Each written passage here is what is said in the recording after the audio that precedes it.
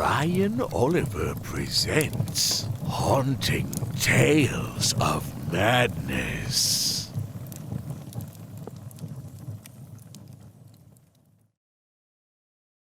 The Night the Horde Attacked, written by Brian Oliver, narrated by John Caswell.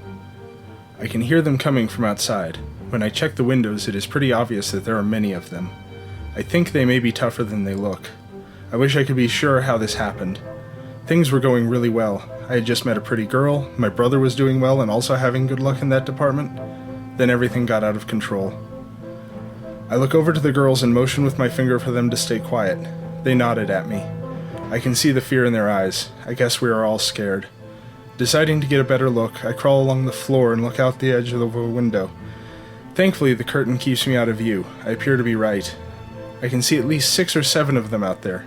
In the shadows, they look almost like brutes from a video game. I can see their breath in the cold night air. They seem able to communicate without words. I really wish my brother was here, but the Horde already took him. I can remember how quiet it was when they overcame him.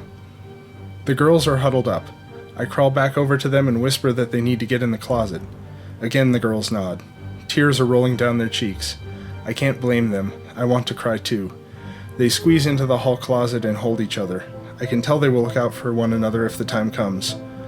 I know I call them girls, but they're both in their early 20s. Young ladies, I guess, would be a better term. I'm really hoping we can get out of here with no one getting hurt. I know, however, that all depends on the Horde outside. I don't know if you've ever been surrounded like this, but I can tell you it certainly gives me the chills.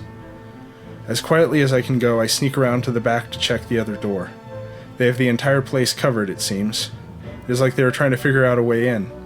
I can't cover both entrances at once, but maybe they can't comprehend that. I can hear them rustling around like wolves on the hunt or a swarm of locusts. Going back to check on the girls, I can hear them moving in the closet. I get to them as fast as I can and remind them that this is a life and death situation. I make sure they promise they will stay quiet for all of our sakes, and this time they seem to get it. Let me backtrack for a moment. I should give you some insight.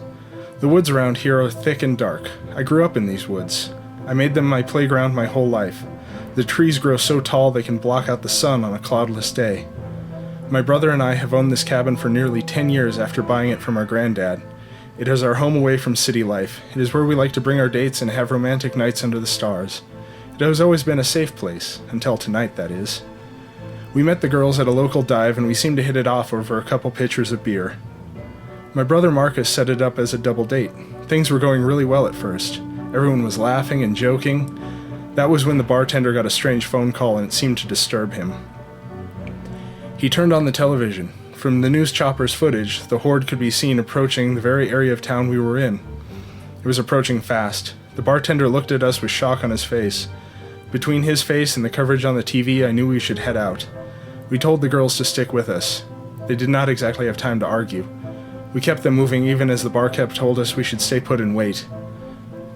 I remember how loud the girls were screaming as the Horde chased us for several blocks. They did a good job keeping up though, and it was only once or twice that I had to physically help them keep up. My brother Marcus had been at the back of our little troop.